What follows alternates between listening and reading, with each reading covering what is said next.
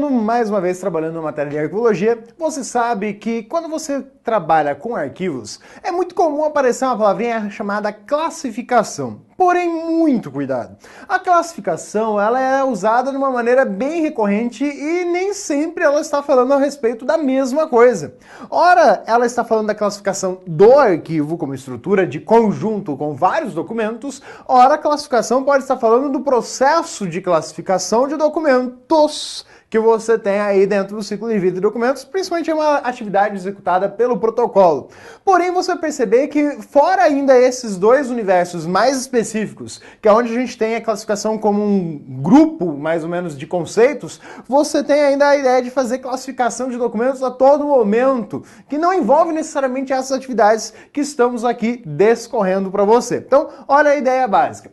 Primeiro, falar de classificação do arquivo. Então, eu tenho 4 situações que eu posso classificar o arquivo. E ainda uma delas tem duas perspectivas. Tem aquela mais doutrinária, né, que pega lá da bibliografia, algumas bibliografias de referência, né, por exemplo, Marilena Paz. E a outra situação é a que vem realmente do texto de lei. Então, a gente tem que ficar atento aí a qual das prerrogativas a banca vai utilizar na hora da prova. Normalmente, quando ela usa menção de algum autor, ela cita o nome do autor na questão.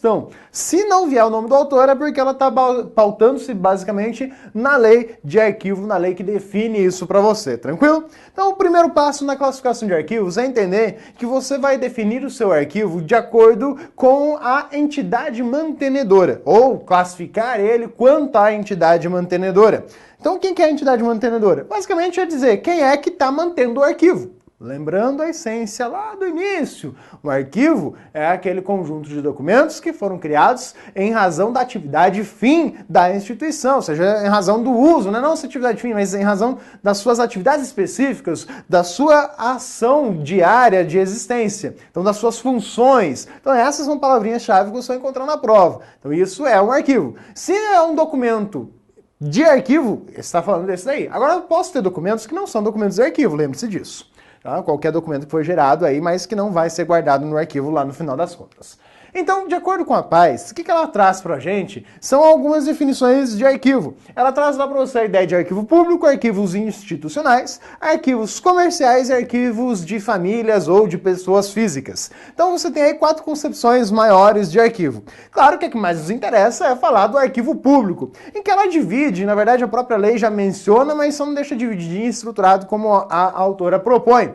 Ele traz aqui para você a ideia de arquivo federal, Distrito Federal, estadual e municipal, podendo aí quase que equiparar o nível, né, do DF com o estadual. Mas, de modo geral, seriam esses 4 arquivos públicos. Então, o arquivo federal, eu tenho lá do legislativo, tenho do judiciário, tenho do executivo. Então, só para lembrar que eu tenho esses elementos. E ainda, dentro do arquivo federal, eu posso separar ele em arquivo federal central e arquivo federal setorial. Aqui é só entender nessa concepção. A gente vai trabalhar ainda com a ideia de central e setorial quanto à área de atuação desse arquivo. Aí é um pouco diferente essa percepção. Tá? Então, só ficar atento em primeira instância na ideia básica de falar em arquivo central ou setorial já na concepção do que essa autora propõe pra gente. Aí, o que são os arquivos institucionais? Para ela, vamos pegar lá desde instituições de ensino, trazer para você igrejas, né, de modo geral, ela tem o seu arquivo. São documentos que não são necessariamente de interesse público, mas compõem um arquivo. É só para tentar categorizar um pouquinho melhor, né, em termos de instituições realmente. E aí, igreja, corporações sem fins lucrativos, ou seja, organizações sem fins lucrativos, as orgs da vida, as sociedades e associações que não estejam relacionadas à atividade pública, porque aí esses seriam definidos como arquivos públicos. Os comerciais, que seriam as empresas de modo geral, firmas, companhias que você tem, e a família ou pessoa. Então, seu arquivo pessoal, particular, suas contas ali de modo geral, entre outros, compõem a ideia de um arquivo, assim como a estrutura que você tem ali da sua família, né? Um arquivo mais histórico, que traga elementos da família como um todo.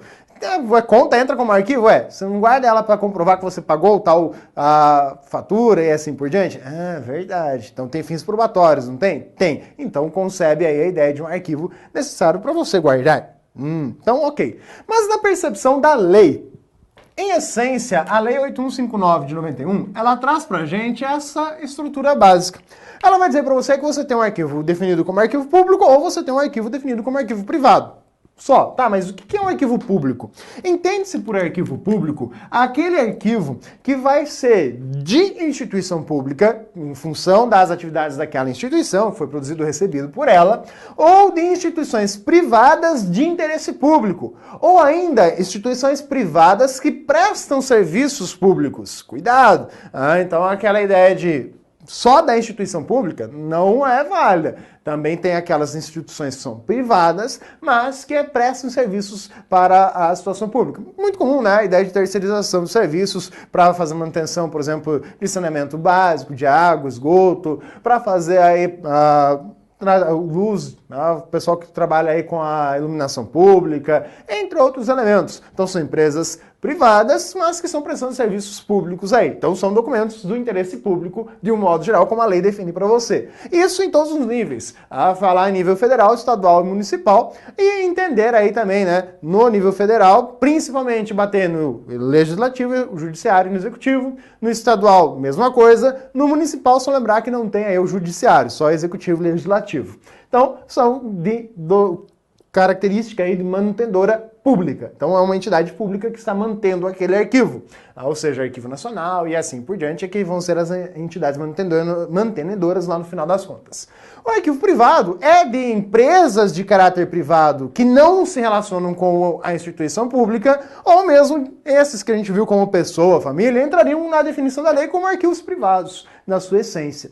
Agora, quando a empresa é privada, não presta serviços públicos, esse arquivo ele pode ser definido como arquivo público? Sim, se for de interesse público. Mas para ser de interesse público, eu preciso pegar toda a hierarquia aí, subir da sua organização até as organizações acima em termos de arquivística, até chegar no Arquivo Nacional. O Arquivo Nacional, submetido aí ao Ministério da Justiça, ele vai passar essa solicitação para o Ministério da Justiça, e aí o Ministério da Justiça chega lá para o presidente. Viu? Presidente, seguinte, esse arquivo aqui, ó, é dessa empresa privada aqui, mas é do nosso interesse saber e ter acesso a esse conjunto de arquivo. Então o senhor faz aqui, ó, a relação basicazinha dizendo que é de interesse público. Ok, aí ele vai lá e vai deferir isso como um documento de interesse público. Então, quem define que um documento, que um arquivo mais especificamente, é um arquivo de interesse público é a presidência. Então é ele que vai definir isso, mas para chegar até ele vai passar pelo Ministério da Justiça, ao qual é subordinado o Arquivo Nacional, ok? Então, documentos de interesse público vão estar vinculados à entidade mantenedora pública, enquanto que o privado, puramente privado, é separado e ela vai guardar do jeito que ela bem entender, ok? Então é conforme a base na lei, mas perceba que existem algumas correlações, posso detalhar mais isso conforme outros autores já fizeram, tranquilo? Aí a outra classificação dos arquivos é em relação à natureza dos documentos. Cuidado, existe classificação em relação à natureza dos documentos e existe classificação em relação à natureza do assunto. Classificação em relação à natureza do documento é classificação de arquivo. Classificação em relação à natureza do assunto é natureza do documento. Cuidado com o joguinho de palavras, né? Porque aqui fala, de todo modo, é a natureza dos documentos daquele arquivo ou a natureza do assunto do documento. Então, ficar atento aí à essência. Então, quando eu falo natureza do documento, eu tenho aquele documento que ele é especial ou especializado. Como que eu vou diferenciar isso? Na verdade, eu posso ter os dois, né, sendo classificados da mesma forma. Eu posso ter um arquivo especializado e especial.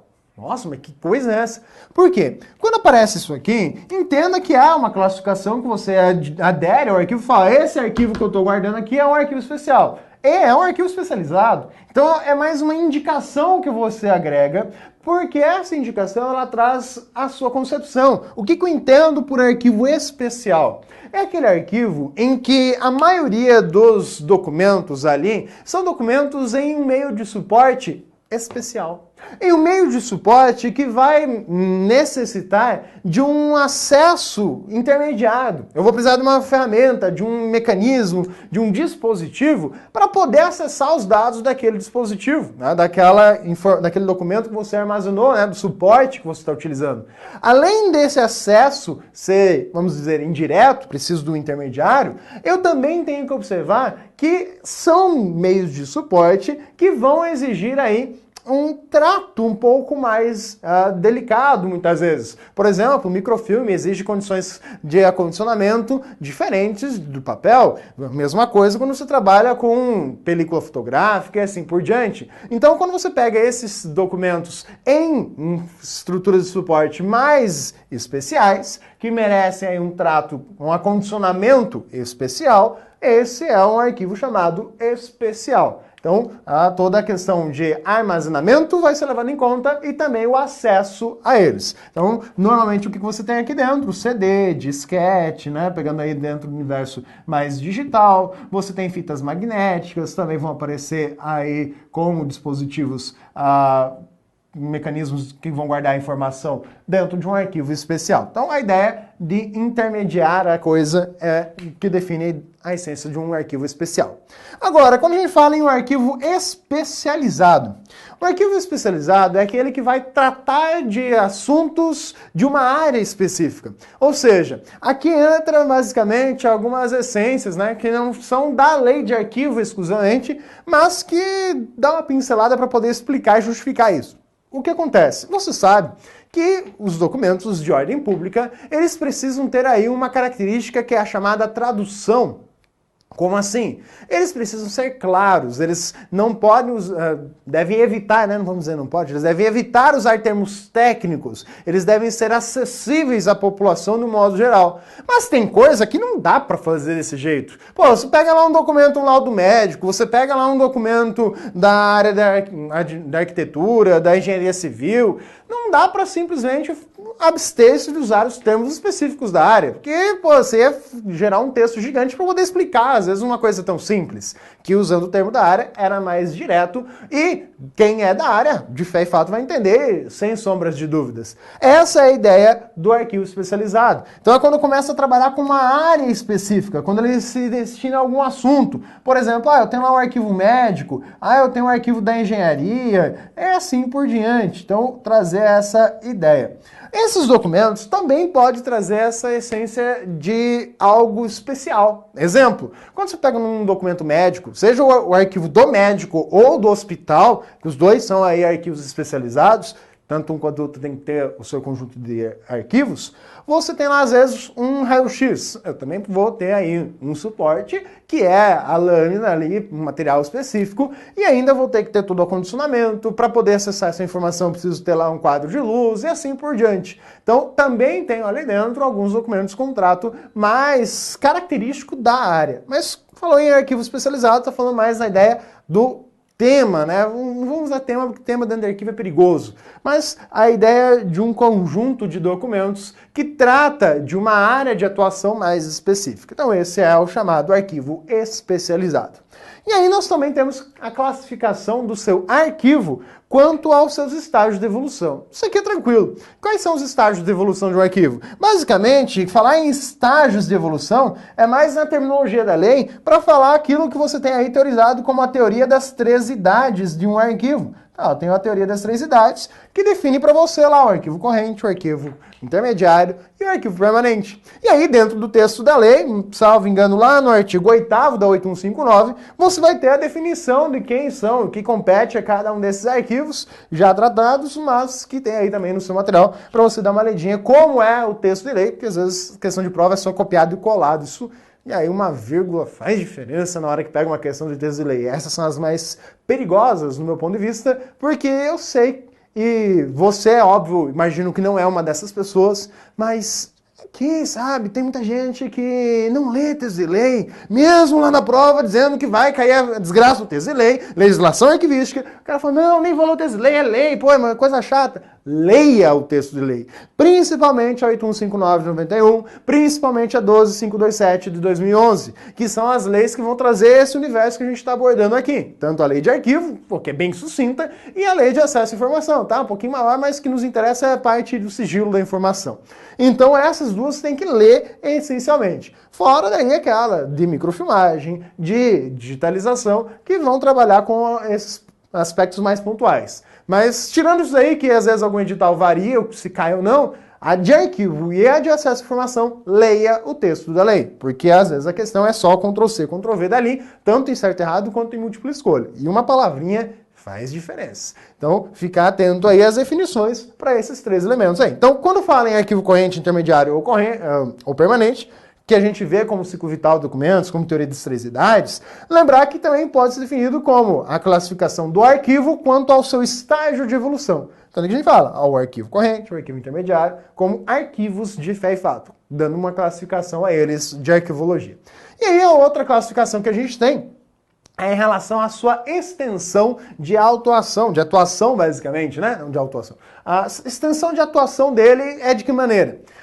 Você vai falar em arquivo setorial ou arquivo central. O arquivo setorial é você pensar mais dentro da instituição. Normalmente você vai ouvir falar nele dentro do arquivo corrente. O arquivo setorial, você pensa assim, o arquivo que está lá dentro da presidência, o arquivo que está lá dentro do setor de materiais, ou seja, para gestão de materiais da instituição, o arquivo lá do patrimônio, o arquivo lá da gestão de pessoas. Então tem aí esses arquivos separados. Então, quando eu falo neles separados, eu estou pensando justamente nessa ideia de arquivo setorial.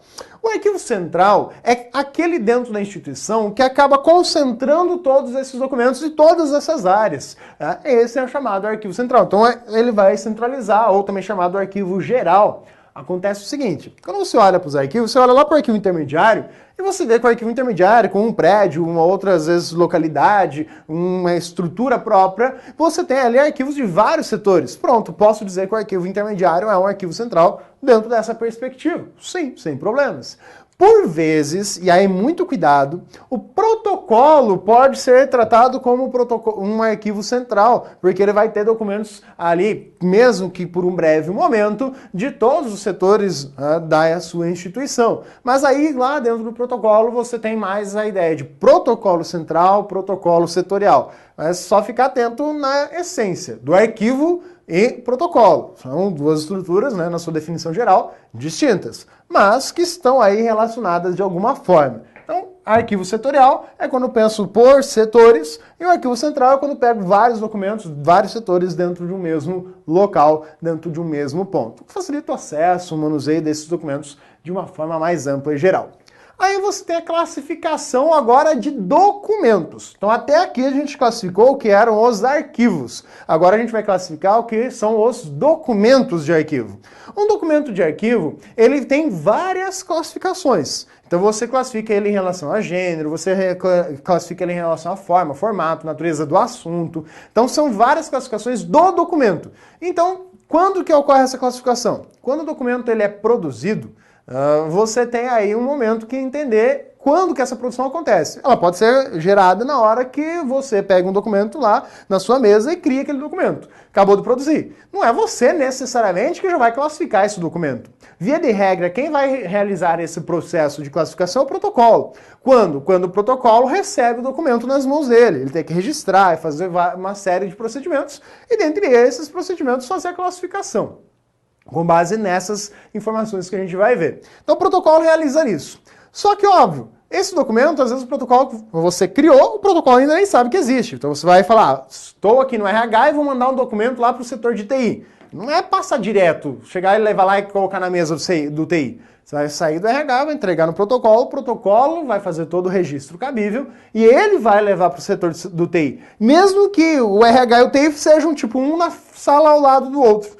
Vai passar para o protocolo fazer a gestão, né, ou a tramitação dessa documentação e dentre as outras atividades ele tem que fazer a classificação do documento. Então ele vai carimbar, vai colocar número de página, vai colocar a importância desse documento, entre outros elementos funcionais aí. Então é uma atividade bem acirrada, o protocolo tem bastante trabalho a ser executado. Quanto ao gênero, o que você vai dizer na classificação quanto ao gênero? Você vai classificar ele de forma textual ou escrito. Bom, aí é que está um problema. Quando você trabalha com a estrutura de classificação de gênero, muita gente confunde com suporte. Cuidado! O suporte é o meio material. E frise a palavra material. Então quando você pega lá, por exemplo, eu tenho um suporte papel. Estou com papel. Então aqui é o material, papel, no qual você registrou essa informação. Então você gravou aquela informação ali nesse tipo de material. Esse papel ele tem várias concepções, você pode pensar lá, um papel reciclável, um papel alcalino, não alcalino. Então eu tenho ainda características desse material que vão ser relevantes principalmente para preservação e conservação. Embora no Brasil não exista uma definição legal, né, quanto à qualidade arquivística dentro desse tipo de material, mas existem as normas que a gente se pauta, né, nas normas da ISO. Então, o que acontece? Eu posso ter documentos que vão estar aí em um suporte e outro diferente, e ainda assim serem documentos textuais. Esse tipo de classificação de gênero, né, o documento textual, é o mais comum dentro do seu conjunto arquivístico. Então é o que você mais vai encontrar, é um documento definido como documento textual, porque basicamente você gera documentos. Agora pensa lá, uma planta, um mapa, por exemplo. Um mapa muitas vezes pode estar registrado no papel, assim como um texto que você tem. Os dois são classificados quanto ao mesmo gênero? Não. O texto, opa, ele é textual, estava ali no papel, ok, então, mas ele é textual. O mapa, por mais que estivesse numa folha A4, ele não é um documento textual. Ele vai vir aqui como um documento cartográfico. Então perceba que gêneros são estes, ponto. Material, pode ser que amanhã surja um novo tipo de material onde que eu vou registrar uma informação, uma nova tecnologia, algum novo elemento para registro de dados. Então é aí que está a diferença. Então material relaciona somente o suporte. Para definir o gênero, eu vou usar essas características do suporte, mas não só o suporte, mas também a maneira, o tipo de informação que eu tenho. Quer ver um outro exemplo? Foto. Quando você tira uma foto, você vai imprimir uma foto. Imprimir uma foto no papel. Por mais que seja papel sulfite. Só que ela não é um documento textual, mesmo impresso no sulfite. Ela é um documento que vai ser classificado como iconográfico. Então é aí que começam essas diferenças. Então o textual são aqueles normalmente manuscritos ou impressos que tem mais essa ideia de texto de fé e fato. Iconográficos são aqueles documentos que trazem para você uma imagem estática. Então tem uma imagem. Se tiver um GIF, pronto. Se esse GIF for usado com alguma animaçãozinha, já não é mais iconográfico. Com animação ele gera algum movimento. Então, opa, eu já estou trabalhando com os chamados filmográficos. Filmográfico são aqueles que representam uma imagem em movimento, ou uma sequência de imagens que produz a sensação de movimento. Então a ideia de filmográfico, ela pode envolver o áudio junto. Cuidado! Se for algo, uma informação, um documento que só tenha áudio, por exemplo, uma gravação, algo do gênero, aí é um documento sonoro, ponto. Mas se eu tenho o vídeo, né, a imagem e o áudio junto, ele vai ser classificado como filmográfico. Então, aqui são as nomenclaturas com relação à classificação de gênero. Tanto que você fala, pô, mas não é um vídeo, por que filmográfico? Realmente para enfatizar e destacar essa ideia de que é um gênero arquivístico. Então, filmográfico. A mesma coisa que a gente discutiu na ideia dos documentos textuais. Você pegar um documento no Word, um documento digitado. Mas esse documento ele foi criado no Word, salvo e enviado, manuseado, todo ele na forma digital. Então não é um documento textual, por mais que a sua estrutura seja um texto.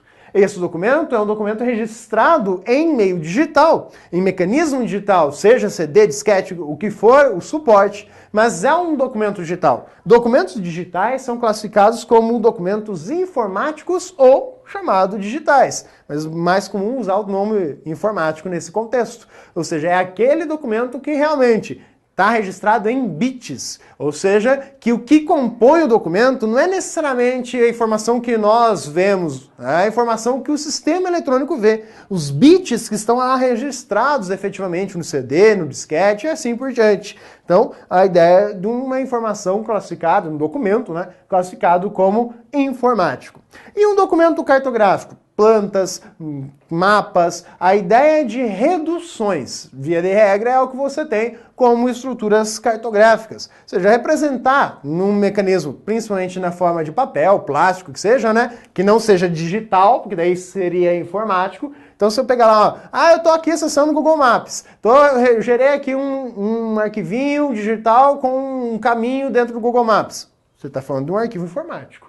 Ah, mas eu imprimi. Pronto, agora você tem ele impresso. Esse mapa impresso, você tem um documento cartográfico ali. Então perceba que é a estrutura que depende do formato, do tipo material, né, do suporte. Sim, mas não só dele. É uma relação na forma, né, que essa informação possui com esse suporte para poder classificar o gênero. Então o cartográfico representa a redução espacial em alguma forma aí, principalmente impressa, que você tem uma planta, né, um mapa, são as formas mais citadas em provas. E os micrográficos, ou as microformas, é onde que você vai falar principalmente em microfilme. Mas quando fala em microfilme, existem vários tipos de microfilme, reduções, ainda os diapositivos também são microformas que você pode estar encontrando. Então só ficar atento que microforma não é apenas um microfilme, mas principalmente relacionado à sua estrutura de armazenamento de dados. Então, quanto ao gênero, são essas classificações essenciais que a gente vai definir em relação à classificação de um documento de arquivo.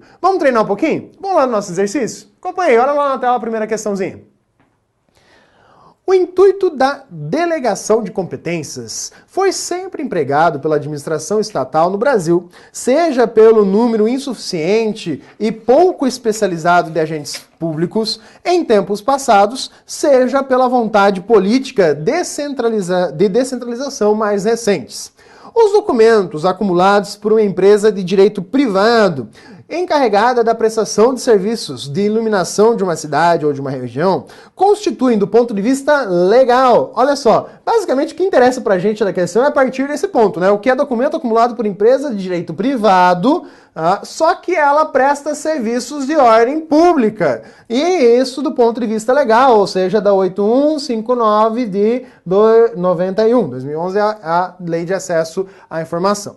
Então ele traz para você esse ponto de vista legal. Qual que é a definição de um arquivo? Eles são definidos como arquivos públicos, arquivos privados de interesse público. Lembra que na 8159 ou é arquivo público ou é arquivo privado. Eu não tenho arquivo privado de interesse público na lei. Isso aqui quem vai trazer para você são outras doutrinas e tudo mais. Não é privado, por quê? Porque é do interesse público. E não é relacionado a patrimônio histórico nem a bem tombado. É apenas relacionado a arquivos públicos, bem como a questão sugere. Olha a próxima questãozinha ali.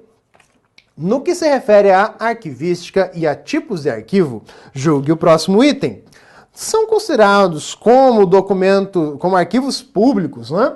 Os arquivos mantidos pelos órgãos públicos das esferas municipal, estadual e federal e pelas instituições privadas que tenham como objetivo gerir o serviço público, sim, aquelas que prestam serviço público ou de interesse público, são considerados como arquivos de fé e fato públicos aí. Correta a questãozinha? Próxima questão. Arquivo é um conjunto de documentos produzidos ou recebidos por pessoa física, pessoa jurídica e por todo o serviço de instituição pública ou privada no exercício de suas atividades. Então aqui basicamente ele está definindo a ideia de documento de arquivo, né? Aquele que é produzido em razão das suas atividades. E aqui ele traz lá o trechinho do texto de lei, né? Que é tanto pessoa física ou jurídica que pode ser criadores de documentos de arquivo. Agora, quanto à extensão da sua atuação, ou seja, ele está falando aqui lá naquela atuação de arquivo central ou setorial.